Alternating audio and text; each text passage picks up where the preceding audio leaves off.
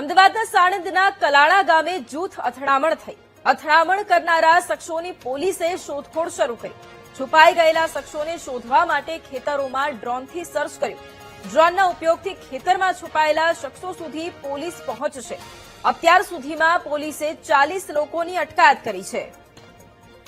અને આજ મુદ્દે સંવાદદાતા દીપક ફોનલાઈન પર છે. દીપક, સાણંદના કલાળા ગામે જૂથ અથડામણનો મામલો, જે તમામ આરોપીઓ છે તેમની શોધખોળ પણ હાથ ધરવામાં આવી છે. અત્યાર સુધી કેટલા આરોપીઓ ઝડપાયા છે અને કેટલા આરોપીઓની શોધખોળ હાલ બાકી છે?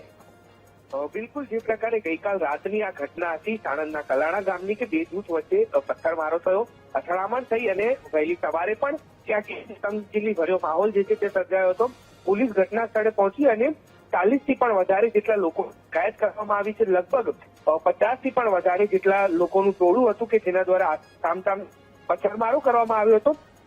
ગ્રામ્ય પોલીસ દ્વારા હવે ડ્રોન સર્વેલન્સ કરવામાં આવી રહ્યું છે. ખેતરોમાં જે લોકો છુપાયેલા છે કે જેઓ આ પથ્થરમારાની અંદર સામેલ હતા, જેમના દ્વારા હુલ્લડ કરવામાં આવ્યું, તેમને શોધવામાં આવી રહ્યા છે.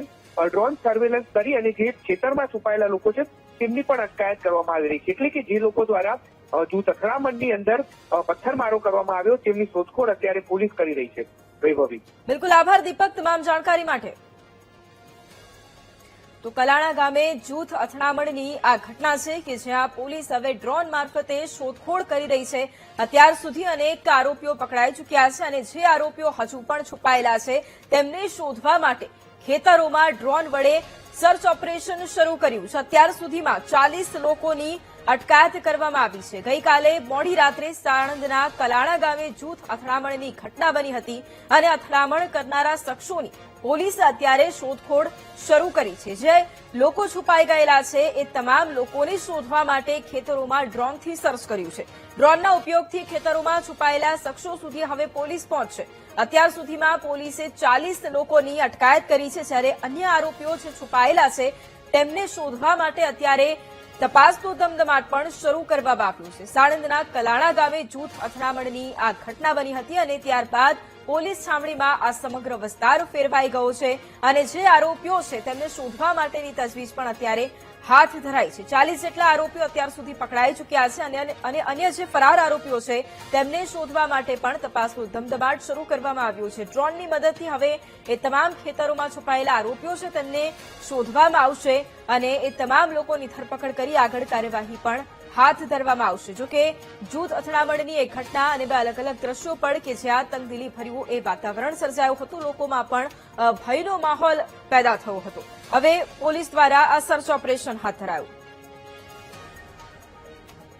સ્કૂટી ઉપર અને એક બાઇક ઉપર જે બંને સામે સામે આવ્યા હતા ઓર તું મારી સામે કેમ જોવે છે આ રીતે જો એને લઈને એને ઝઘડો થયો હતો. આ ઝઘડો પછી સોશિયલ મીડિયા પર આવ્યો. સોશિયલ મીડિયામાં આવ્યા પછી જો બંને બાજુથી જૂથ ભેગા થઈ ગયા હતા અને સામે સામે પથ્થરમારો થયો હતો. અમારી પોલીસ જે તાત્કાલિક 5 થી 7 મિનિટમાં અહીંયા પહોંચી ગઈ હતી. 112 પહેલી પહોંચી, પછી અમારી પોલીસ પહોંચી હતી. ત્યારથી અત્યાર સુધી અમે આખા ગામમાં અમારી કોમ્બિંગ ચાલુ છે અને કોઈ પણ સંજોગોમાં જે પણ પથ્થરમારામાં સામેલ હોય એને એકને પણ છોડવામાં આવશે નહીં. અમે અત્યારે ડ્રોનથી એક માણસને ગોતીને કોઈ ખેતરમાં છુપાયેલો હોય એને પણ ગોતવાનું કામગીરી અત્યારે ચાલુ છે. આખા ગામના એક ઘરને ચેક કરીને જોઈએ અમે જે પણ પથ્થરમારામાં સામેલ હોય એને વિરુદ્ધ કડકથી કડક કાર્યવાહી કરવામાં આવશે.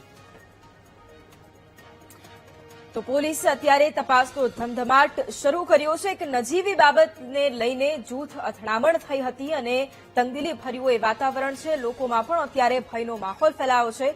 40 આરોપીઓની ધરપકડ કરાઈ છે.